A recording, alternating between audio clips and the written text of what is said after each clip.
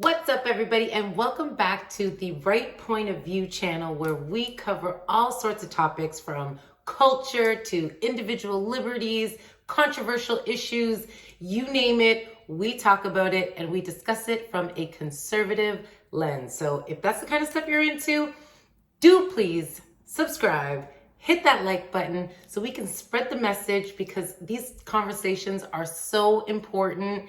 And we have to make it our duty to make sure that they are spreading across the board so everybody can have some honest dialogue of the conservative opinion and what it really means to be conservative and have a conservative mindset. So without further ado, is that how you say it? Further ado?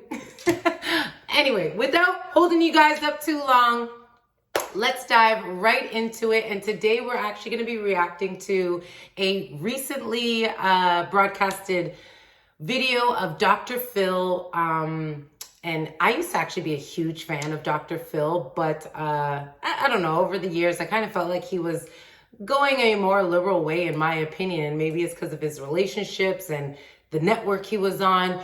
But more recently, I have noticed him taking a more openly conservative republic stance. So super duper cool to see him kind of turn it around. I don't really know where he stands politically, but just based off of the conversations he's been having lately and seemingly going kind of hard for Trump, right? And kind of calling out all of the dishonesty, let's call it that, in the media and whatever have you.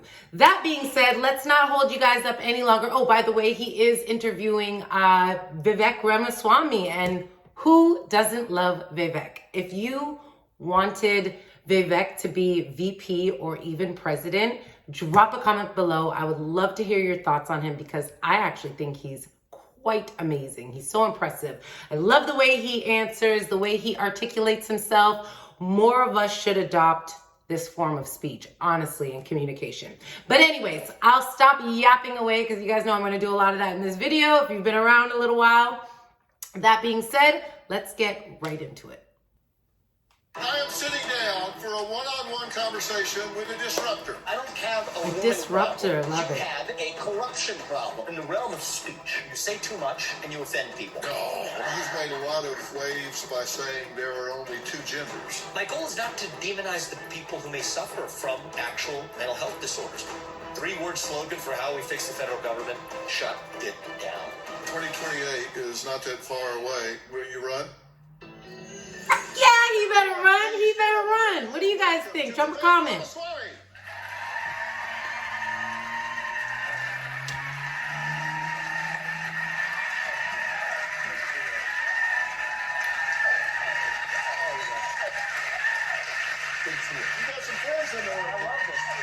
Sure do. Thanks for the warm welcome, everybody. I appreciate it. Well, it's good to see you. Good to talk to you. We're, 6 weeks away from the election? That's right. And counting. And every minute, I think, between now and November 5th counts. Yeah, I think it definitely does. When I was introducing you to the audience to begin with, I said, you made a pivot. I mean, obviously, you are hugely successful in business, but yet you pivoted to run for president. What made you make that decision? I think having... And actually, before he answers, I really love and respect that about Vivek, because similarly to Trump, they already got money, right? And I'm not saying that people like that can't be bought, because, you know, when you want the presidential position, it's very possible maybe you can be swayed for a few bucks. But that's not the motivation I think that men like Vivek and Trump are leading with. So it makes them kind of special, in my opinion. You know what I mean? Kids changed me quite a bit. So my first son was born in 2020. It was in the middle of the COVID-19 pandemic. My wife was finishing up a residency in New York. And it just made us think about the fact that we've lived the American dream. This country has given us more than we possibly could have asked for. What kind of inheritance do we want to give our kids? It wasn't a bunch of green pieces of paper. It is a country greater than the one we grew up in. And I truly believe this. I think that American dream isn't going to exist for our kids and their generation unless we actually step up and do something about it. Now that is facts. You think about it. I do these videos, and honestly, even before creating a reaction channel, I'm heavily involved in this type of content. And I was just saying to my friend just yesterday, actually, if the world, like, can you imagine what the kids of today that are growing up right now in 20 years, what parenting will look like, what the school system will look like, what jobs will look like, work ethic, everything. Like, these kids, these types of new personalities are going to be kind of in charge one day. You know what I mean? Like, comment doomed if you think we're doomed if they are. And the best piece of advice I got as a young person was it takes about as much effort to do something small and to do it really well as it does to do something really big and to do it well. And so I decided to try at the highest level. I've always felt that way. It takes as much trouble to go rabbit hunting as it does go elephant hunting. If you're going to go hunting, exactly the point. Go after something big. Yeah. And you've done that. And you've written a book that's entitled Truths, The Future of America First. And I've read your book cover to cover, and congratulations on this. I started highlighting things, and then I realized I was just kind of dipping pages in yellow. And then I realized that we agree about a lot of things. And I think you feel, as I do, that this country could lose its way if people don't step up and find their voice and start embracing and really advancing these truths. That's right. So I think there's a culture of fear that has spread across our country like an epidemic, faster than COVID-19. Not just fear, corruption. That I find even, listen, governments, politicians, Congress, whatever, all of them, to be honest. Like he says in the intro, shut it down. I think we need a complete reconstruction of how things are and who is in these offices, because I'm telling you, even look at that guy in New York. I think he's the mayor. I forget his name right now. I mean, obviously innocent until proven guilty, but bribes and coercion and collusion and whatever the words are, you know, all of the, they're all there. It's like, it's kind of scary. It's like they've sold us out, essentially, all of them. And I think the only way we're going to defeat that culture of fear is by all of us. It's not just me, not just you, not just Donald Trump, but all of us starting to speak the truth in the open again. If this was written in the... Hence this channel. That's exactly the intention. We need to start really spreading this discussion. Like, it's so important now to the future, to the world, to everything. Honestly, everything. 1990s, I would tell you to save your money and don't buy this book, because the things you're about to read in here are so obvious that I wouldn't have to write a book publishing the idea that reverse racism is racism, or an open border is not a border, or that the fact that there are two genders, right? Those are 3 of the chapters in the book, for example. Yet today, I would advise you to be careful if you do buy this book to repeat much of what you're about to read in public, unless you're prepared to actually make the argument. So one of the things I found is people need a sense of confidence to be able to rebut the firestorm that's going to come for them when they speak these truths. And so the goal of this book is to arm everyday Americans with hard facts and simple arguments that they're able to make at the dinner table, hopefully to bring even our friends, and I hope many of us do have friends on the left or who aren't on the right, who are able to come along with us. So that's the point of writing it. You started out in your presidential campaign, you were third on the Republican side. And by the time you got to the Iowa caucus... Third, brand spanking new onto the scene. Who even knew this guy before he started to run? I sure didn't. I never heard of him a day in my life. And he just came guns a-blazing. You know what I mean? Third? Wow, I didn't even actually know that. Something had changed where support was really waning. What happened? When I started, my numbers were at not 0%, but 0.0% Wow. in February of 2023. And it was the kind of thing where I'm coming from outside of the world of politics. It was very much a fire first, aim later strategy, which is different than the way I usually do things. But pretty quickly over the course of the summer, one of the things I did that was a little different than the other candidates was to say, I'm going to talk to anybody. Left, right, young, old, college camp. And actually, I think that's why that is like that almost entirely is why he made so much noise, because he was getting on podcasts. He was on The Breakfast Club, which is a Black media platform. You know what I mean? Like, he was like, who wants a shot? Who wants a shot? Shots for everybody. You know what I mean? Because that's the way you got to do it. You see Trump doing it now too. Obviously, I'm going to say he took a page out of Vivek's book, because, and he really needs to give him a position in his administration. I truly, truly believe that. I mean, JD Vance, pretty cool guy. I love the way he articulates himself as well, but he didn't capture me like Vivek does. And to older audiences, we're going to go everywhere. And that actually proved to be an effective strategy early on in the presidential campaign. And so by the time of the first debate, I was at the center of that debate stage. I was the principal topic of attack from all directions on the debate stage. And I don't even blame the other candidates. Just the way this game is played. And I have to admit, it took me a little bit by surprise. Wow, I haven't seen her in so long. The beauty of this country is we still can disagree deeply and still respect each other. And dare I say, be friends with our fellow citizens at the end of it. Well, you've been accused of being an instigator and doing it just to get attention to your point of view. Let's take a look at this clip from our friends at News Nation. She's gone by Nikki for her whole life. My deal is I'll call her Nikki when she can say my own name right. That's our little fun side bet there. I don't have a woman problem. You have a corruption problem. And I think that's what people need to know. Nikki is corrupt. This is a woman who will send your kids to die so she can buy a bigger house. Nikki Haley and Joe Biden, who still support this, what I believe is pointless war in Ukraine. Neither of them could even state for you 3 provinces in eastern Ukraine that they want to send our troops to actually fight. I watched that too, and she literally didn't know them, but most of these guys are just pumping talking points, right? They actually have not a clue. They're just the, you know what I mean? The puppets at the end of the day. Look at that. I mean, she has no idea Look at her what face. the hell the names of those provinces are, but she wants to send our sons and daughters and our troops and our military equipment to go fight it. So reject this myth that they've been selling you. Don't interrupt me. I didn't interrupt you. This is nonsense. It's not a spew. This is spew nonsense. This is the first debate that you would be voted in the first 20 minutes as the most obnoxious blowhard in America. We're now 25 minutes into this debate. Beat him, though. And he has insulted Nikki Haley's basic intelligence. Look, if you want to disagree on issues, that's fine.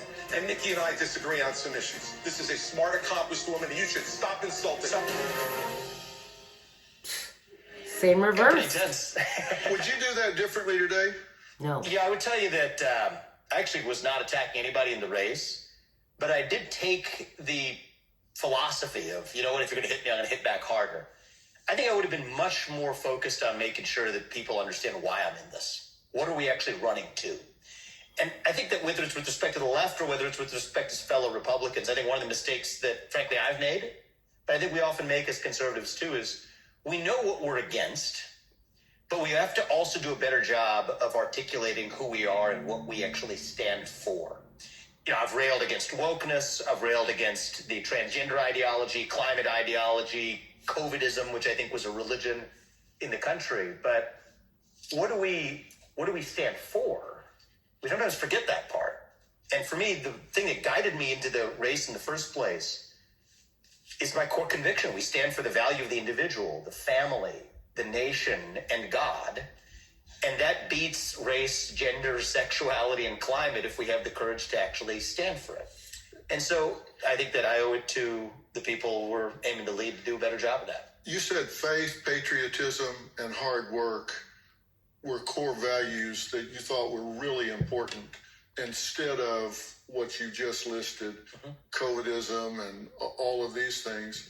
Those things seem to really resonate with American people, regardless of which side they were on. I think that's true. We have this myth of national division, and I call it a myth intentionally because at the time I started the race, I believed that we were really divided as well. So you get, if you're fed by the media or your social media algorithms, speaking of those algorithms, they don't just prey on children, they prey on all of our most base instincts to click on something more quickly than the next thing. And I think what I realized being in rooms like this where there's no TV screens or social media algorithms in the air between us is that actually 80% of this country shares the same value set in common.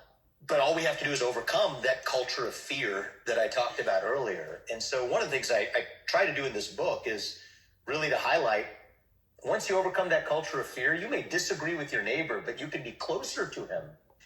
The way you speak with respect is not just telling somebody what they want to hear or some woke-washed version of what you think they want to hear, but respect them enough to tell them what you actually believe. And I think the more we do that, the more we're going to rebuild trust in this country. And I think open dialogue is the only way we're going to get there. And I feel like we have a special responsibility to set the best example we can for the next generation who's missing that national pride. Well, Exactly. Again, why I started this channel in the first place. It's so, so, so important, guys. We have to do our part. And as he mentioned, we are actually more together than we are divided. To our cores, to our base values, what do we want? Freedom, we want liberty, we want family, we want, some religion. Just the basic foundations of where we started before all of the corruption and all the other stuff. You know what I mean? So he hit the nail on the head for me. And honestly, Vivek 2028, y'all. I still the think book we're that. talking about, by the way, is Truth, the Future of America First. And one of the things that you talked about is that if you were elected president, you would fire 75% of the bureaucrats in federal government. Some of y'all are getting 100%. giddy about this. You would get rid of the Department of Education, the FBI, EPAs that you would just get rid of, which would be millions of jobs. Would there be unintended consequences if you did that? Not Yes. saying you shouldn't, but No, yes, there would be. That's the honest truth. Because the way I look at it is, so I'm going to draw the analogy from the conversation we were just having about free speech. So in the realm of speech, think about it in this way. One risk is that you say too much and you offend people. I did a lot of that during the presidential campaign. That's one risk. The other risk you could take is that you're really careful with what you say, but you don't say enough. You censor yourself too much. I agree. Hence this channel. We have to take the risk. We have to speak more about this. We have to stand for something or you fall for everything. You know what I mean? When it comes to reforming the federal government, one risk is you don't cut enough fat. The other risk you're going to take is you take the risk of cutting too much. So much fat that you also cut some muscle, but you're willing to do it because you think that's what the country requires. That's the risk I'm willing to take.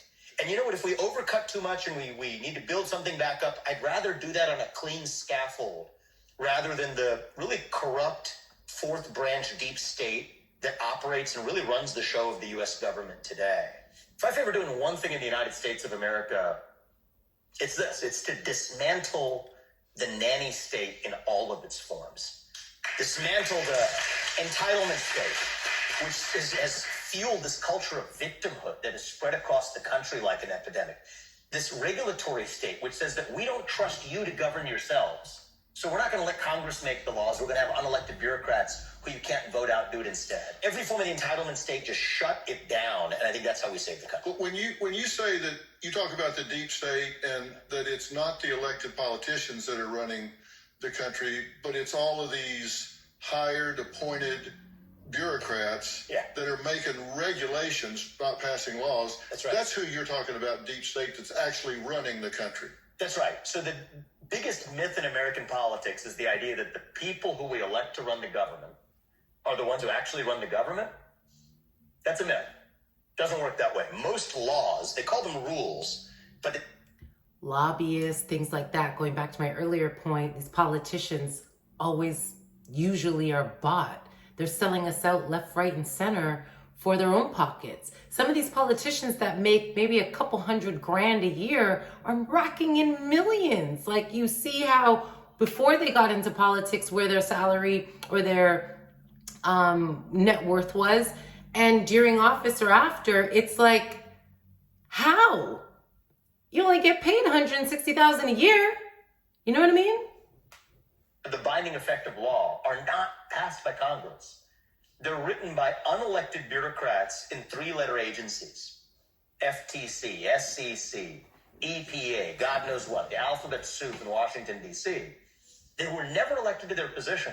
They can't even be removed by the person who was actually elected to that position.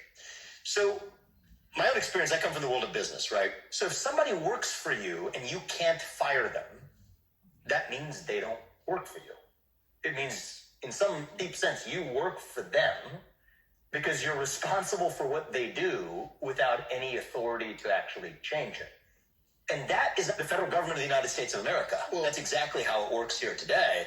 And you need to bring not a chisel, but a chainsaw. It's going to make some people upset along the way, but that's what I think we actually need.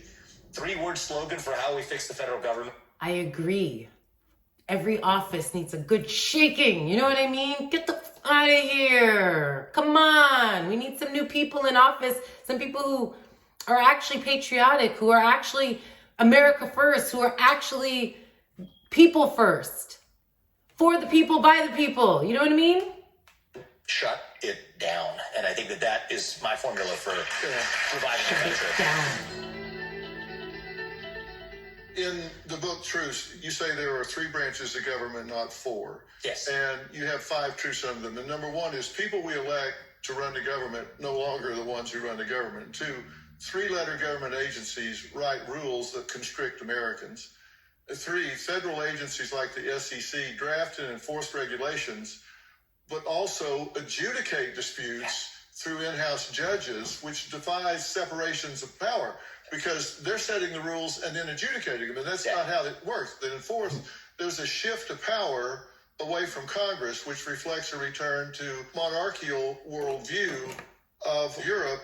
And then 5, correcting overgrowth, it will require large-scale firings and shutdowns of existing agencies. Exactly. There are 5 key takeaway messages from each chapter that are actionable. So when you're mentioning the deep state and someone calls you a conspiracy theorist, as I've been called, for bringing up the... They love to throw that word around. Actually, Candace had mentioned in one of her podcasts that that word derived from the CIA, to just muck up any kind of truth. So as soon as you feel like you're onto something, they just say conspiracy theory. And then, everybody's like, oh, they're crazy. Don't listen to that. Just a tactic to disarm truth, Themes. It's actually a boring description of reality. The fact of the matter is there are tens of thousands of regulations, but only hundreds of laws. Well, who made those regulations? It wasn't the people you elected. They're constricting the scope of what Americans are able to do. They're harming everyday businesses. And the way we're going to fix it isn't going to be small-scale change. It's going to be large-scale change. That will be bumpy. If you shut down the Department of Education and return the money to the states so parents can determine where they send their kids to school, as I favor, it's going to be some bumps in the road. I admit that. But at least we can be eyes wide open for why we're actually...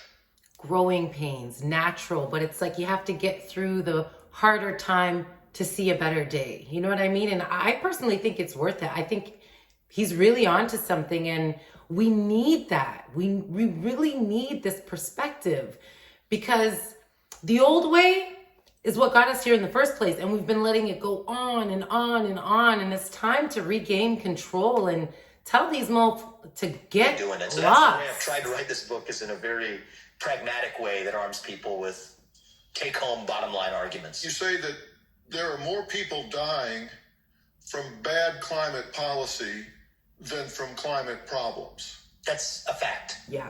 More people are dying today from the absence of access to energy than are dying from rising global surface temperatures. In the 1970s, they said we have to end fossil fuels, stop burning carbon dioxide because of climate change that will result in a global ice age. That's what we believed in 1970. I read about this. And that was somewhat compelling because more people have actually died of ice ages in human history than have ever died of heat. And here's another little known fact, and this is all hard fact check in the book because I know the arrows that are coming, so everything in here is deeply sourced. The amount of carbon dioxide in the Earth's atmosphere is at a relative almost all-time low in the history of the Earth.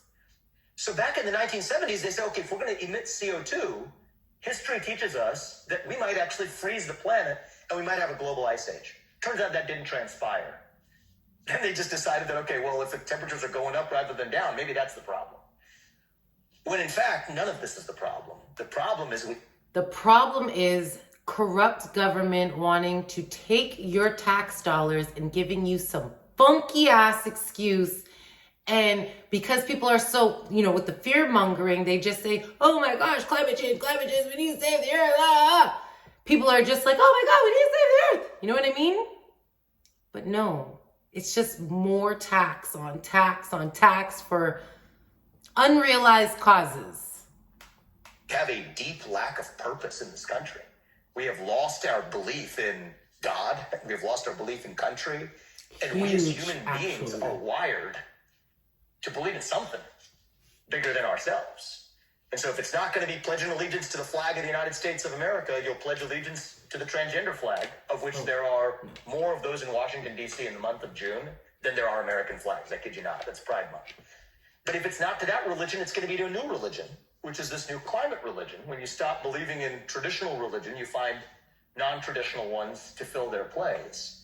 And I think the most dangerous kind of religion at all is one that you fail to recognize is actually a religion as you're practicing it. And the best way to end it is not to demonize the other. Actually, you got to stay curious about people's motivations. And what I see in the eyes of a lot of these, they tend to be younger climate activists, is that they are lost in a deep sense, 100%. hungering for purpose and meaning that they're missing in their lives. I just brought this up in my trans video, is a lot of these kids, especially today, fall into this trans community or climate change community or LGBTQ community or whatever it is because they're lost and just want to be a part of something. Parents are so stressed, so distracted, social media is raising them, and they just want to be a part of a cause and they're lost. God is like barely discussed anymore. We don't do anything with God first. So he's definitely absolutely right in my opinion. This isn't just by making fun of them or dunking on them, even with facts. And I do some of that in this book, provide people with hard facts. But it doesn't end there. I think the first chapter of this book is actually entitled God is Real. But I do believe it involves filling that vacuum with some higher purpose that will dilute a lot of this poison to irrelevance. And that's, I think, the path forward for saving the country. Being a scientist, you look at the facts. Yeah. And you've made a lot of waves by saying there are only two genders. And that gender dysphoria is a mental illness. I think that gender dysphoria, especially in kids, is a mental health condition and should be treated as such. And I do not believe it is compassionate to affirm that kid's confusion. I believe that is cruelty.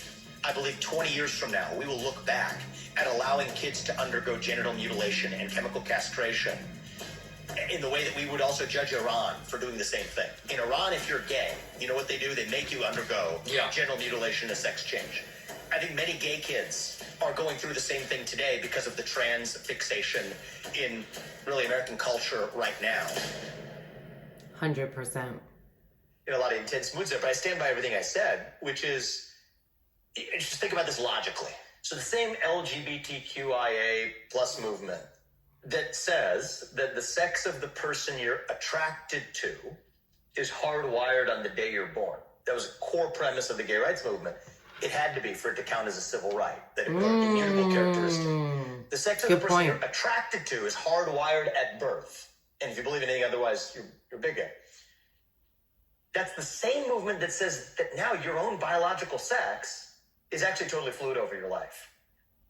Those two things can't make sense at the same time. There is no gay gene. There is no gay. Do you see why he's brilliant? Brilliant. Like, I said this in a previous video as well. Vivek has a way of just using your own talking points, your own thought processes, and just disarming you with your own theory, right? And he does amazing at that. And honestly, I just love him so much. But yeah, he makes an absolutely perfect point. Chromosome. So you have definitive sex chromosomes. 2 X chromosomes, you're a woman, and X and a Y, you're a man. And yet that's the one that you're asked to believe is totally fluid over your life. And so you can't believe these contradictory things if you're applying rules of logic or science. You can if you're subscribing to a new kind of religion. And calling it a religion is generous because religions have withstood the test of time, but a new kind of cult in the country My goal is not to demonize the people who may suffer from actual mental health disorders. When a kid says that my gender is different from my biological sex, I don't think the right thing to do is to scold them or make fun of them. I think they are generally asking for help, actually. And I don't think that affirming that child's confusion is compassion. I think that is a form of cruelty. And so I do think that we ought to do a better job. Sometimes when we're heated, myself included, can forget the compassion side of that. And we get so focused on sparring and winning the debate. But we're not just in this to win the debate. We're in this to actually win our country back. We have to be strong enough to also protect our kindness. And I think you gotta have both of those things, because it turns out your enemy is actually, in many cases, our fellow citizen who just needs to be led and sometimes needs a little extra help. Well, the United States is pretty much an outlier regarding gender affirming care for children right now, because the research, the data, particularly a huge longitudinal study that has just come out in the UK and those countries in Europe have altered their position right now. And the United States, with the American Medical Association, American Psychiatric Association, American Psychological Association, the American Academy of Pediatrics, the Endocrine Association, that have endorsed this gender affirming care, which, by the way, is a marketing term. It's not it's gender denying care is what it is, actually. I mean, the United States is an outlier that seems to have caved to pressure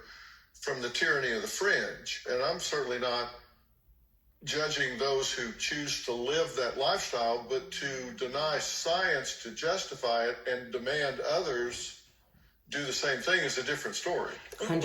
My view is that is like one of the things that actually grinds my gears the most about this movement, is the fact that we, the people, are supposed to just pretend like words don't mean anything, that science doesn't mean anything, the things that we've relied on to, you know, help dictate the path of which to follow for life, for prosperity, for all of these things. We just are to pretend that everything is just fluid and we just react as it comes. You know what I mean? It might be this today, but it'll be something different tomorrow. And we're all just supposed to go along with it, shut up, behave, and keep it moving. You know what I mean? And I think that's so warped. If you need my affirmation to make something real, you've already lost. You are free to live your life how you want, marry who you want, if you want, identify how you want, dress how you want. It's a free country. That's what makes America beautiful and great. You're free to do that as long as you're not imposing that on somebody else to constrain the way they live their lives or the way they educate their children. And the kids is where I draw the line, because kids aren't fully formed adults. But once you're a fully formed adult, totally fair game. Kids, not I've fair talked game. to many fully formed adults in the transgender community that say, those activists don't speak for me. I wish they would zip it and just let me live my life. And by the way, if you call it a mental health condition, they say that that's actually demonizing kids who may be transgender. I think actually also misses a different point. It's actually just another symptom of a deeper mental health epidemic that we actually need to address in this country, which I think goes back. Couldn't be more true. And that's why these conversations are so, so important. And I really appreciate Vivek for coming on Dr. Phil and having an open dialogue, because he's so well articulated. I think he's a great person to speak on issues like this. He's easy on the ears. It's very, even though he's very eloquent when he speaks, you can still really understand him. And he's really soft in his approach, unlike, you know, maybe a Trump or whomever, some of the other extremists. So shout out Vivek, man. 2028, I think he definitely is going to be making some waves. And this is not the end of his path, his journey in politics. Not at all. So super duper cool. There is more to it, and I will include the full clip down in the description, but I would love to hear from you guys and your thoughts. And please, I beg of you, like this video. It really is a free way that you can help grow this channel. And if you think that the conversations we're having on this channel are important, help to spread the message. We all have to do our parts. And honestly, it really starts at our doorstep, right? Us as parents with our children and what we're instilling in them, morals, values, traditions, all of that stuff. We really got to do better as a whole, as a conservative community, as a Republic community, all of the above. Even if you're not in line with all things conservative, that's okay. But I think we can all agree that the world needs some healing, and I just want to be a part of that. You know what I mean? I really do. I see the importance. So I thank you guys again, as per usual. Hit that like button, hit that subscribe button. Stay in touch with The Right Point of View. There's plenty more that came from, and I can't wait to bring you my next take. So wonderful being with you guys, and thank you for your support. I'll talk to you soon.